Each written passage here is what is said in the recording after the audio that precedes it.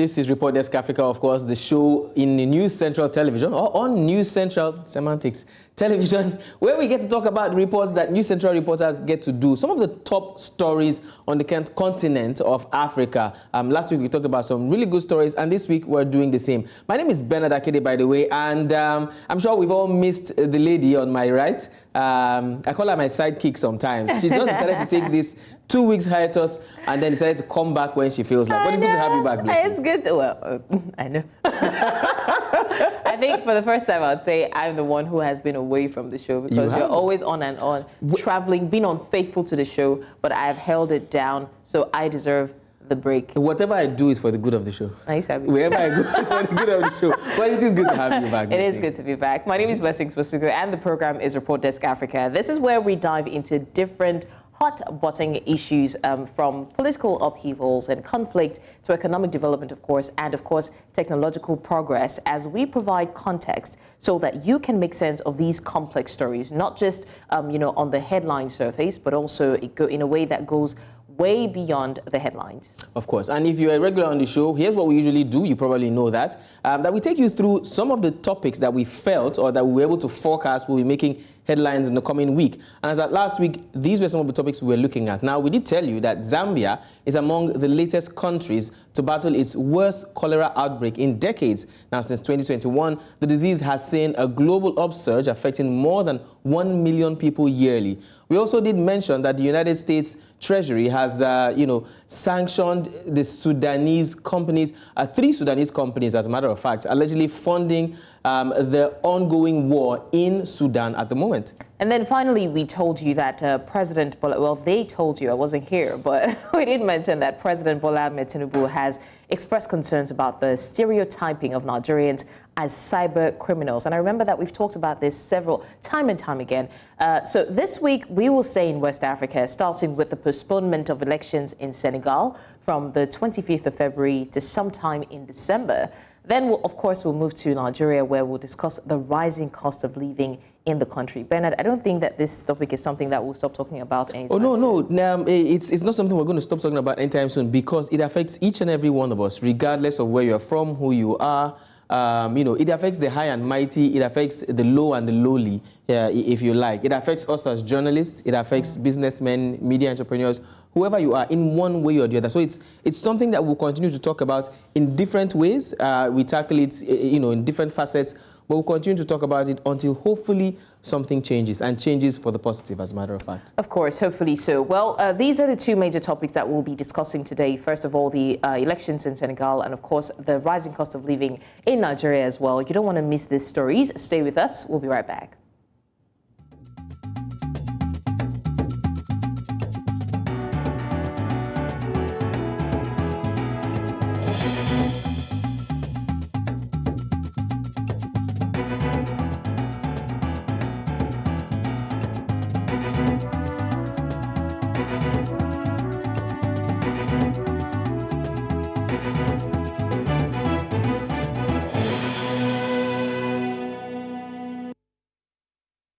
And thank you for staying with us. This is still Report Desk Africa on News Central Television. Now, our first story takes us to West Africa. We're starting from the francophone, that's a mouthful, francophone country of Senegal, where the President Macky Sall has on Saturday announced the indefinite postponement of the presidential elections, which was originally set to take place on February the 25th, just hours before official campaign was due to start. Now, the decision that has sparked chaos on the floor of Senegal's parliament on Monday, as lawmakers voted to extend the tenure of the president until the new presidential election is held in December this year. While lawmakers debate the bill, thousands of Senegalese gathered outside the legislative building, protesting this new decision. Now, mobile internet access was also restricted, and growing protests by opposition supporters, against the delay of the elections that was supposed to be held earlier in the year, which is February this year, and has now been pushed forward. And now, before we call on our guest, Blessings, it's quite unfortunate because Senegal has been in the news since last year. Macky Sall, even though there are some in Africa and in the country who have praised his works, I think he's now just shot himself in the foot by pushing these elections, even though the opposition have been doing quite well. There are those who believe that they should have allowed the election to hold and then test, his popularity and see how things go. But now the country is in chaos. You see, I think that it has become a pattern where you so much believe in a particular leader and you think that he can take the route of what other people have done. This is just, I mean, there's no way you want to say this is, of course, not in the interest of the people. Definitely. Right? The election should have held. Reasons, and there's always this sketchy, lack of accountability always going on. It's just always and it's again the restriction of mobile internet access. That's all over Africa. They do it, and all of these things need to stop. Definitely. Right? We keep saying freedom of expression, freedom of this, freedom of that, but when the time to exercise your freedom comes, there. Bigger powers. Yeah, there goes your freedom. Okay, I know, right? But anyways, joining us to shed more light on this conversation is the convener, model, ECOWAS Summit, and political analyst, Professor David Osabutey. Thank you so much, Prof, for joining us. Yes, hi, good day, Blessing and Bernard. How have you been? Yeah, very well, Great. thank you. Thank you. Now, Prof, we see that the postponement of Macky Sall sparked protests in the city. Did you expect that the people of Senegal were going to react the way they did, especially when the protests might necessarily not change the president's decision? Well, I think that we should expect that there was going to be some backlash, especially when you have made it clearly in your opening submission that Macky Sall has done very well. He's done 2 times.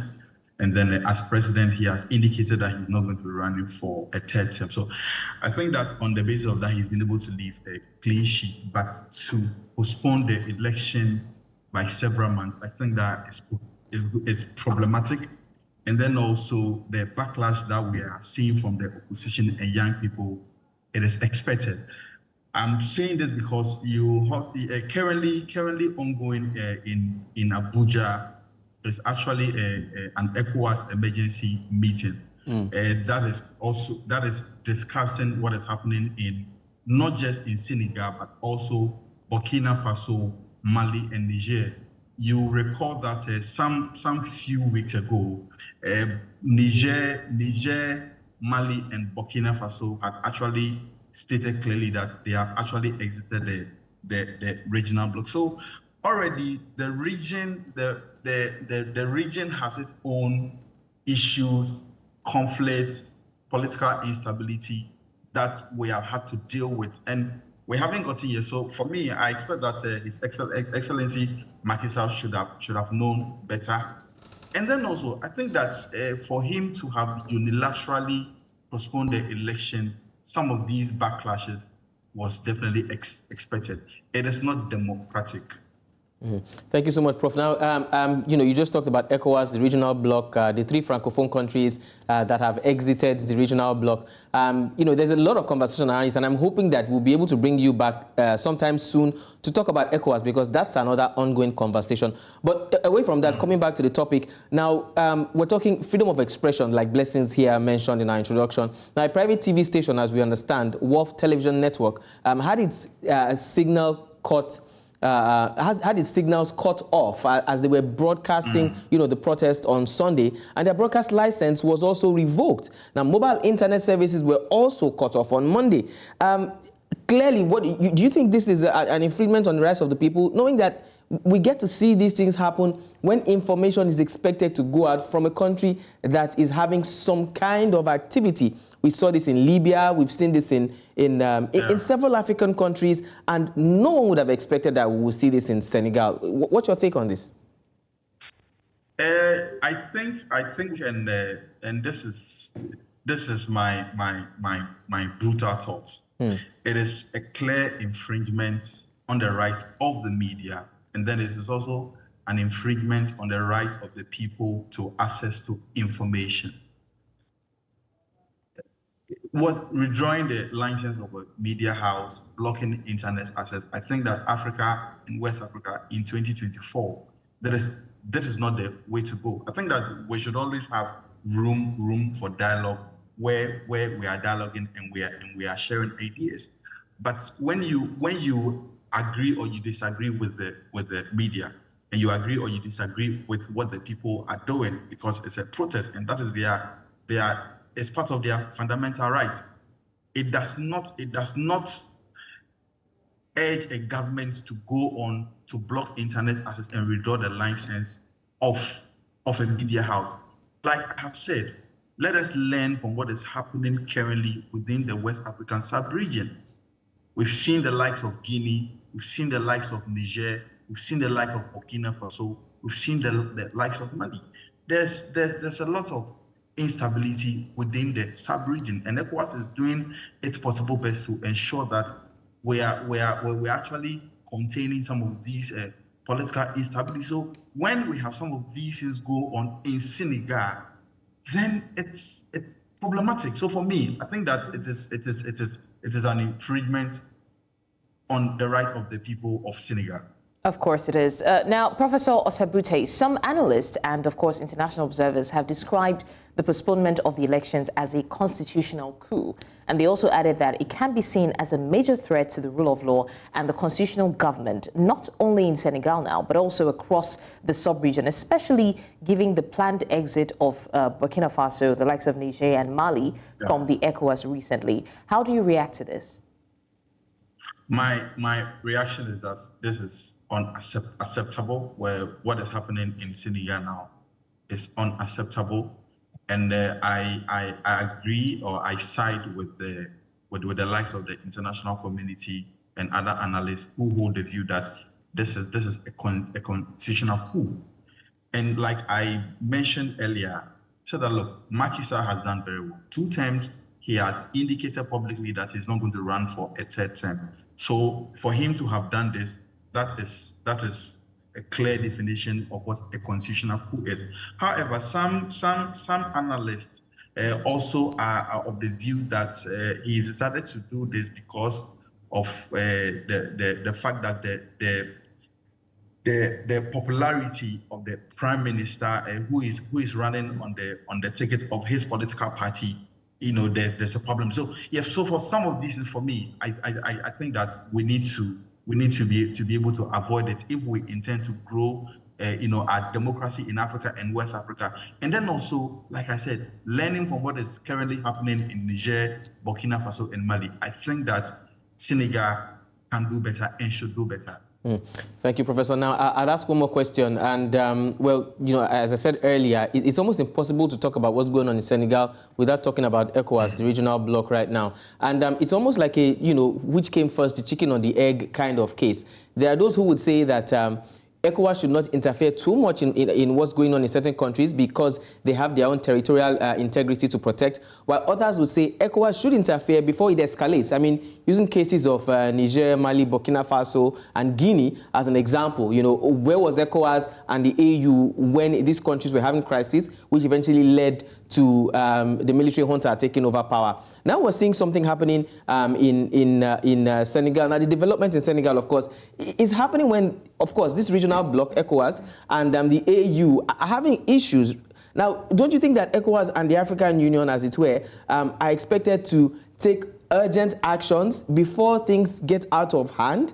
Or is this the time where ECOWAS and the African Union say, hey, these are democracies, these are countries, entities that should rule themselves, and we shouldn't interfere in their territorial integrity? Where exactly should the blocs stand in this case before things escalate like other countries that we've seen?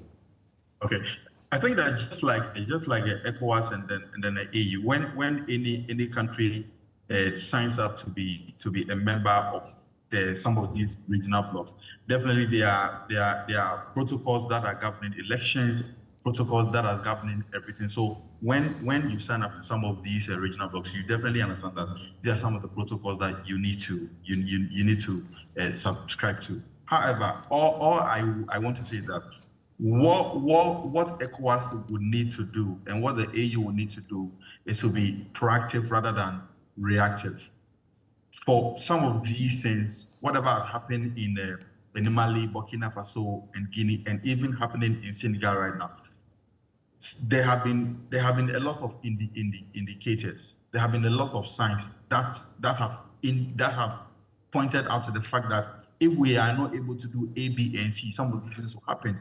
So we need ECOWAS and AU and any other regional bloc within the African continent to be more proactive than reactive. I am of the strongest view that learning from all the things that have happened from Guinea, Mali, Burkina Faso, now as a regional bloc, there's a need for us to be more proactive than reactive.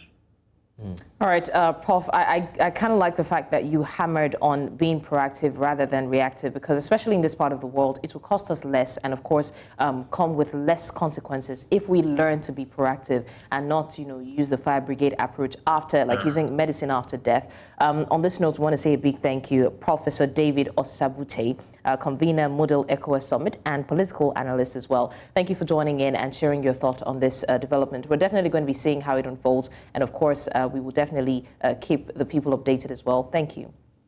All right, thank you for having me. Thank you. It's a pleasure. Well, proactive as opposed to being reactive. I mean, he couldn't have said it better. If ECOWAS and I was going to say United Nations and the African Union actually were proactive, I want to believe that some of these countries would not have fallen into the hands of the military in any case. Now it's expected that ECOWAS and the AU should be more proactive, just like he said. I mean, the signs are brewing. It's almost like deja vu. These are some of the things that we're seeing in certain other West African countries, might I add, Francophone West African countries, might I add. Now, you see where I'm going with that? Yeah. There's a lot of, in mathematics, LCM, lowest common multiple, a lot of common things, happening, and we're beginning to see here, things are going on with the government, they're having economic crisis, and then before you know it, the military springs its head. Nobody's expecting that to happen in Senegal because it's one of the countries, according to economics, that has a very stable economy in Africa, particularly in West Africa. But then ECOWAS, like you clearly stated, should be proactive and not begin to call emergency meetings when we hear that something has happened in those countries. I think, unfortunately, for over time now, the world has come to the conclusion that these international bodies are just figureheads, which is not a good, It's not a good sign for them. It's not a good sign for them. But over the years as well, they have not done anything, so to say, to prove Africans and the rest of the world wrong. This is another opportunity for them if they choose to take it. I really do believe that being proactive alone solves like 60% of our problems, right? Because we're not well equipped to handle the consequences. So it's better to prevent the effect. But anyways, it's been a very interesting conversation, and we will go on a short break. And when we come back, we're going to be taking a look at Nigeria's rising cost of living. Omo, it's not been easy. I like the Omo for me. It's not been easy. It's not been easy, and we'll talk about it. Don't go anywhere.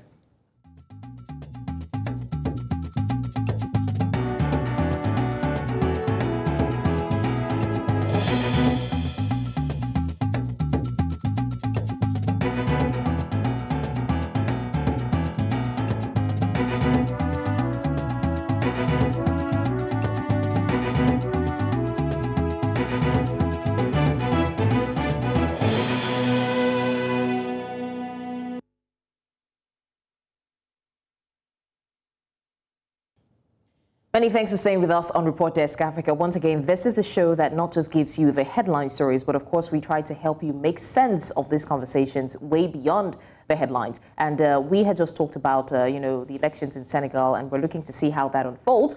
But now we're coming to Nigeria, and we're going to be taking a look at a phenomenon that has been discussed time and time again, but nothing has changed.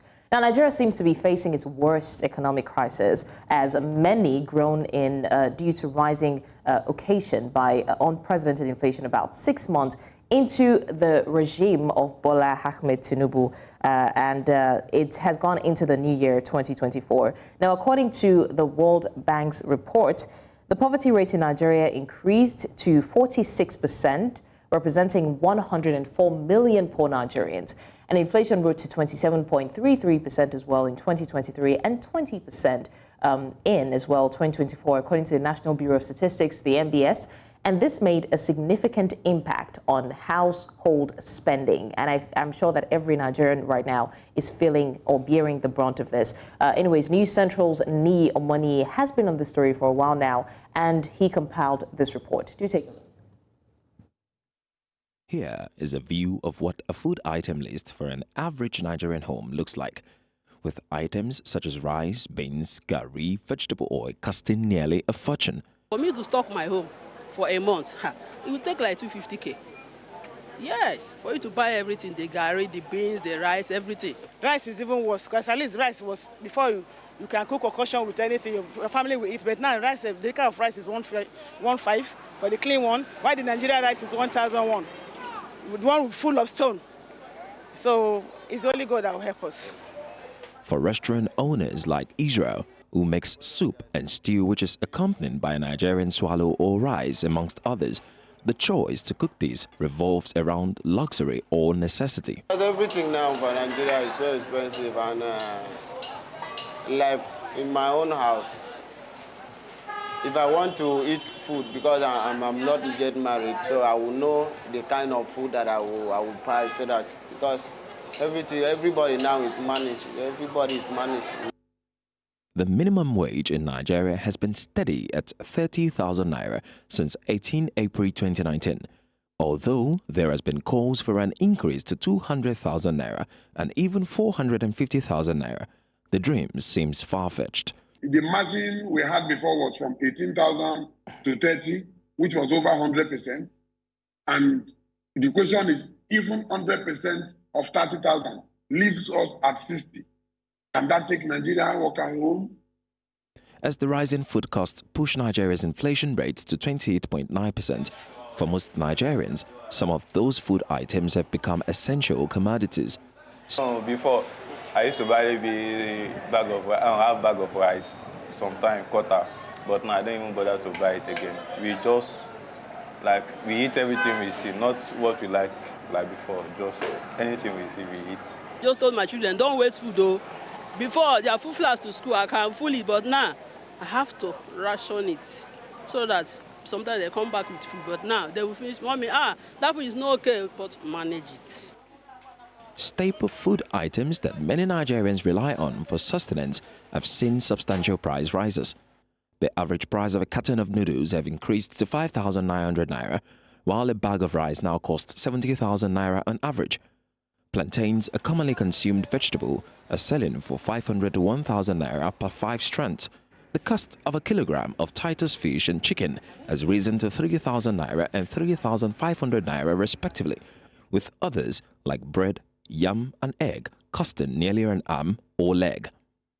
These rising prices outpace Nigeria's minimum wage, which has become insufficient to cover the basic needs of average person, giving additional living expenses such as transportation, healthcare and housing. Is it likely to get better, or should Nigerians brace up for the days ahead?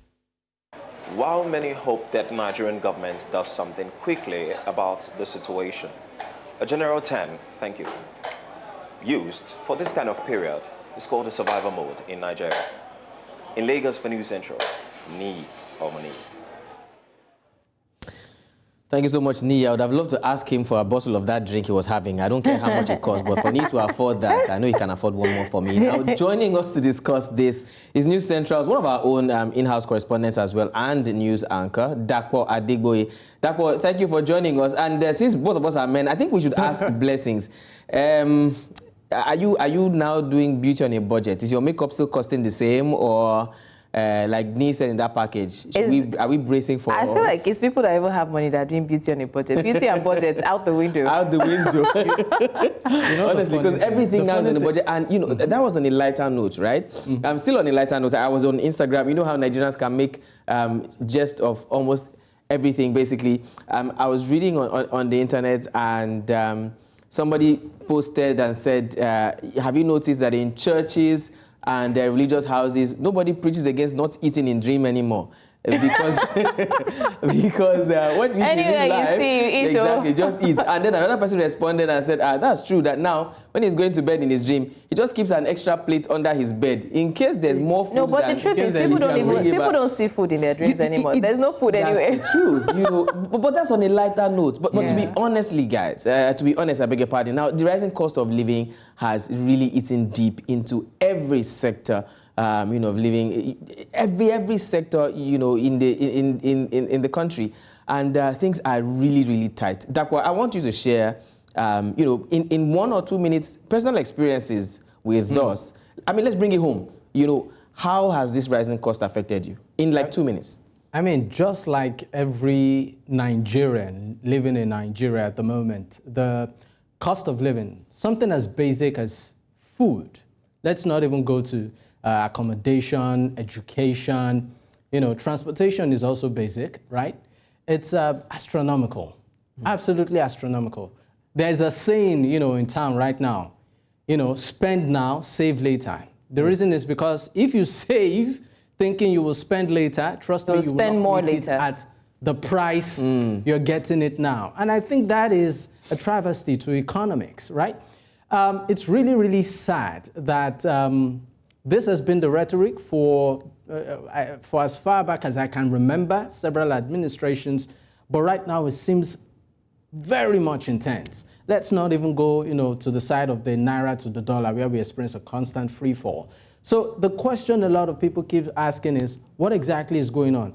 And also the government itself seems to be out of ideas. Yes, we see policies that sound fantastic, in theory and on paper, but in reality, it looks like it's, like my friend would say, the government keeps flogging a dead horse when it comes to the economy.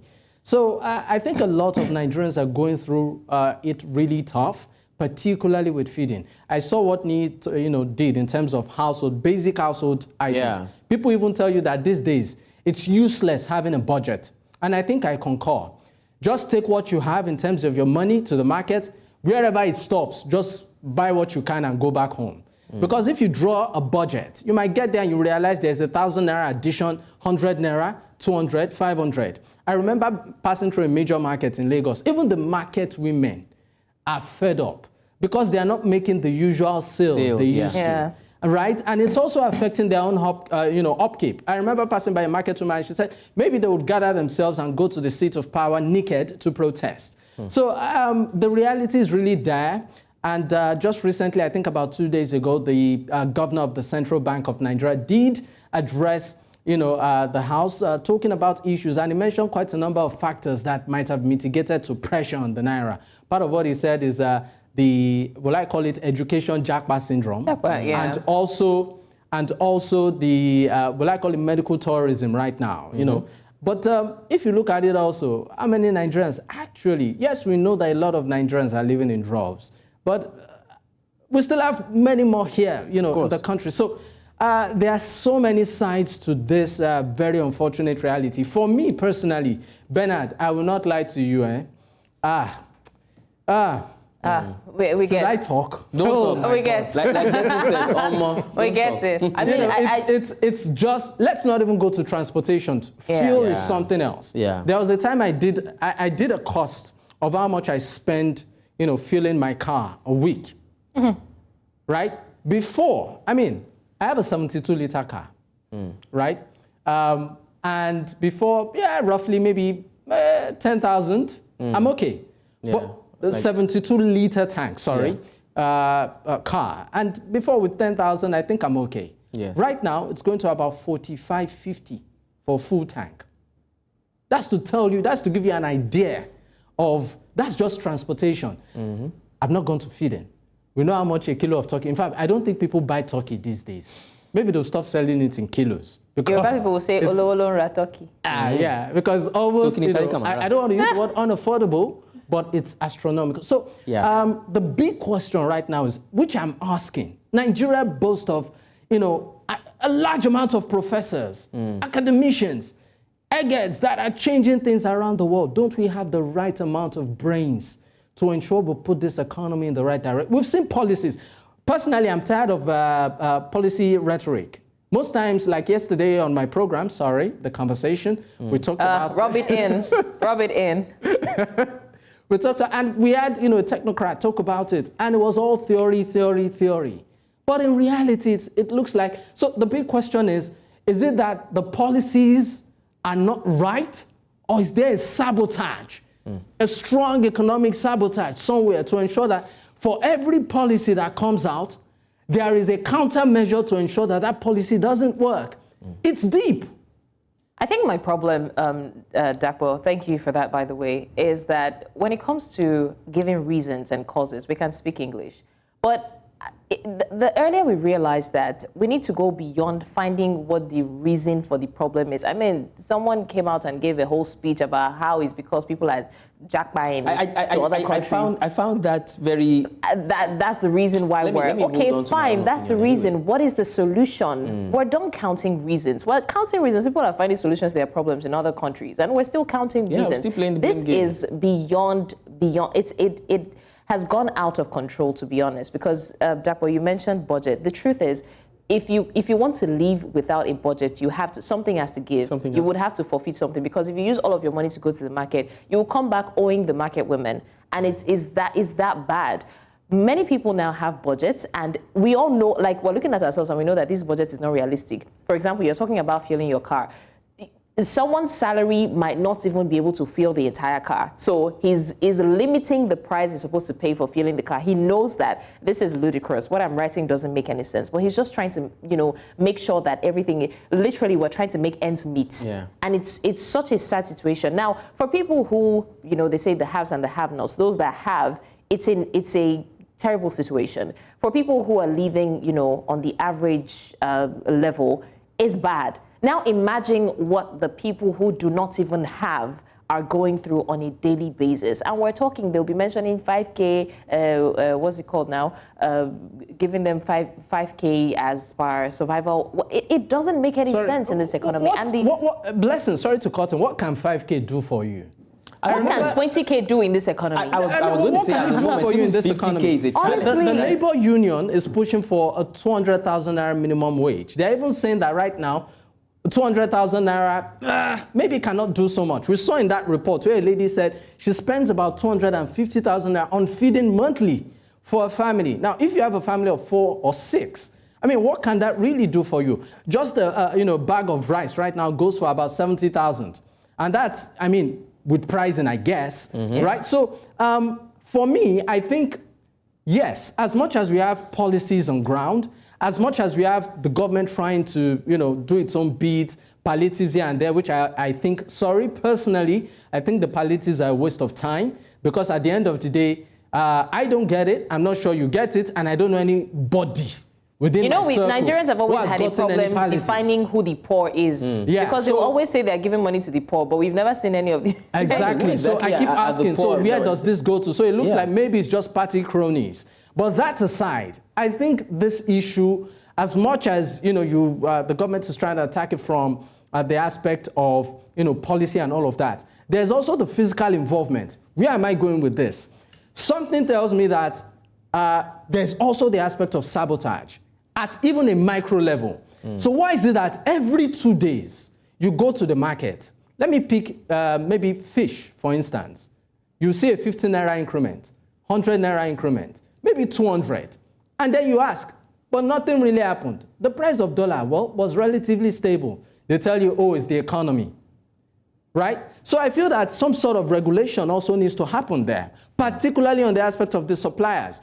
You might want to backtrack to know why is there, consistent, aside the normal rhetoric, we know, factors of demand and supply. We know it's the free fall of the naira. But we also know that deep down, some people are just greedy, taking advantage of this popular rhetoric to sort of, hurt people. So you see 100 naira, 200, you really cannot explain why. They themselves can't tell you. They just say, they got it for that price in the market.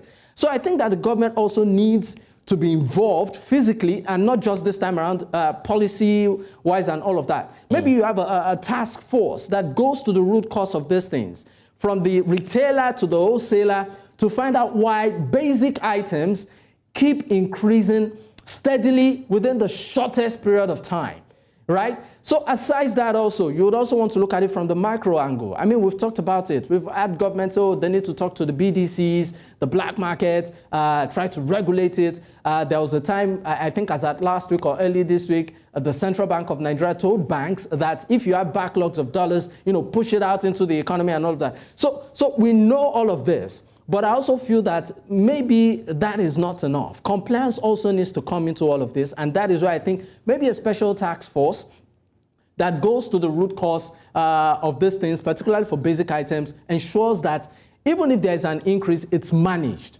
Then that said, also, we need to find a way to ensure that the manufacturing sector picks up. It's important. I'm sorry, Nigeria is one country where you have more religious centers that are booming. And if they were to declare profit, are declaring profit than manufacturing industries. Where does that happen? Interestingly, there was a report that came out that said the sector, aside even religious centers, the sector that made so much money in 2023 is the banking sector.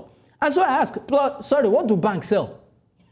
Money. Well, manufacturing companies were closing down. Bank is declaring profit. So you look at all of these metrics. Data doesn't lie. So I think when addressing this issue, it needs to be tailored. Yeah. Right? It needs to be intentional. Definitely. And not just, we know there's the aspect of corruption, some government officials and all of that.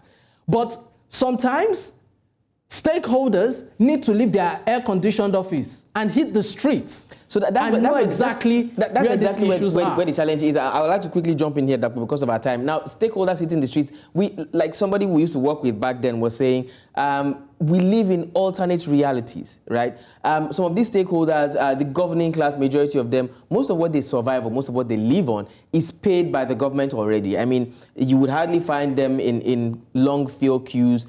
You hardly find them in the markets pricing things like normal Nigerians would do. Basically, there's this easy life that they live, so they may not understand, although there are those who argue that even if you don't feel it, you have people who feel it, family members who will tell you. So it's still people living in that bubble and not knowing what's happening outside. That's also a conversation. But before we go, the governor of the central bank, Cardoso, was summoned, like you said as well, and he was explaining certain things. But we've come to see several times where there's a problem in the country, and then the people in charge of that sector that is bedeviled by problems is summoned to the House of Assembly, and then they give reasons and they give reasons and they give reasons. In terms of security, the service chiefs came and spoke. Economy, the CBN governor has come to speak.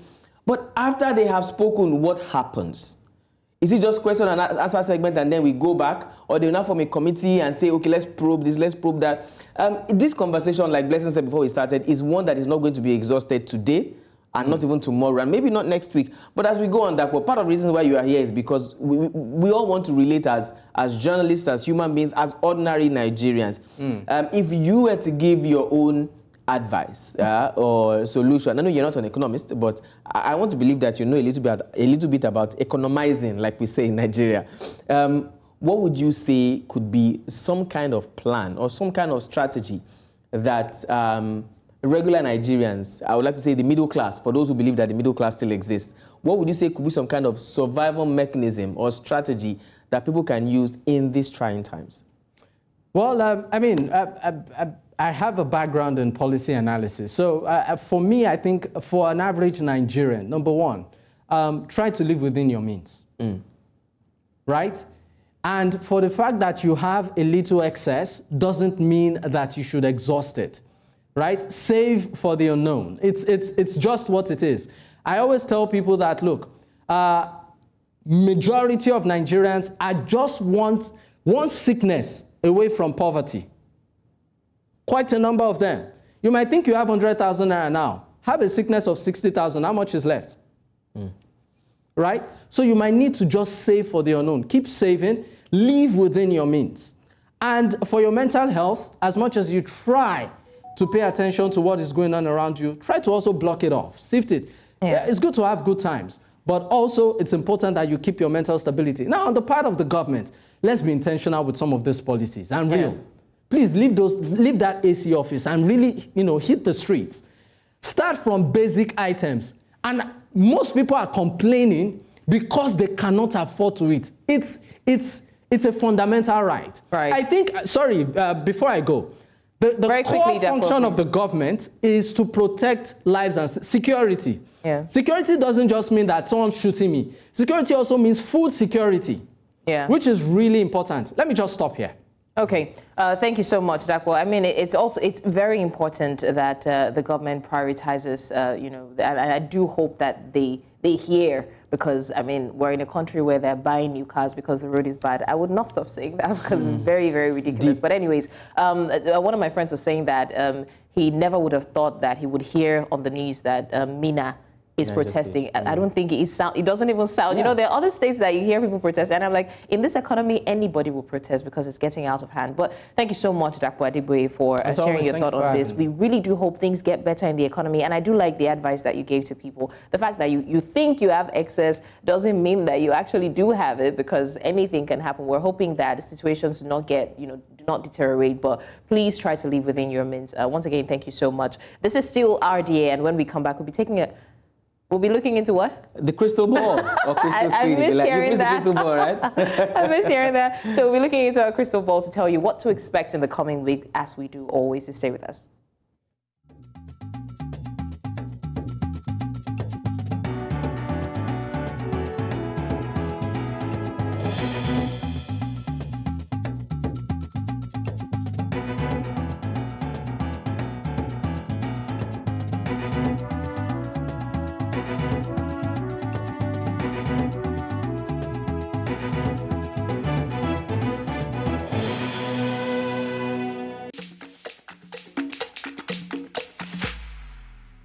And we are now on the home stretch of the show, as we like to call it. We're looking into our crystal ball to see some of the stories that we may be tracking come the following week. The first one takes us to Sudan, where the watchdog that monitors internet freedom, NetBlocks, said that there had been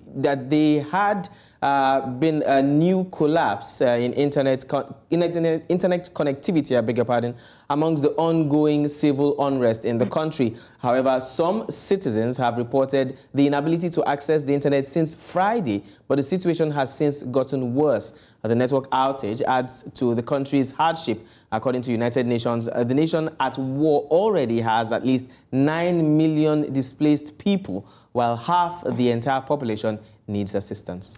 All right, now to Nigeria. The country's House of Representatives has resolved to probe alleged certificate racketeering by Nigerian students with some officials of government ministries, departments, and agencies. Now, the adoption of the motion was done by the Representative Abubakar Fulata at a plenary in Abuja. The House of Reps also mandated the committees to identify officials of the MDAs and others involved, as well as identify the students that had benefited from such institutions and their campuses in Nigeria. And the final story we'll be looking at next week takes us to Nigeria's neighbors. We're talking about Ghana. Now, Ghanaians are now required to pay an annual levy for the carbon emission proceeds by the petrol or diesel-powered vehicles. This is coming a few days after the government began the implementation of fuel emission levies, a decision that has sparked mixed reactions from citizens and critics fear that the additional taxes could have a ripple effect on the struggling economy of the country already. Ghana's government has therefore suspended plans to implement its 15% tax on power following the public's outcry that it will worsen the cost of living crisis. Not just Nigeria, but Ghana is also beginning to feel the pinch. And recently, Ghana has actually had an economy that has not been doing so well. Yeah, I mean, it's all rounder. And talking about economy not doing so well, I think that I would like to say kudos to Super Eagles for giving Nigerians something to celebrate about. We cannot run away from that. This economic hardship and crisis and decline. But honestly speaking. And look, with the way we've gotten to the semi-finals, the God of the Eagles and the God of Nigeria will definitely help us lift that cup. Hallelujah. We need something to cushion our fall from the economic crisis. Thank you so much, Blessings. A good welcome back show, I must say.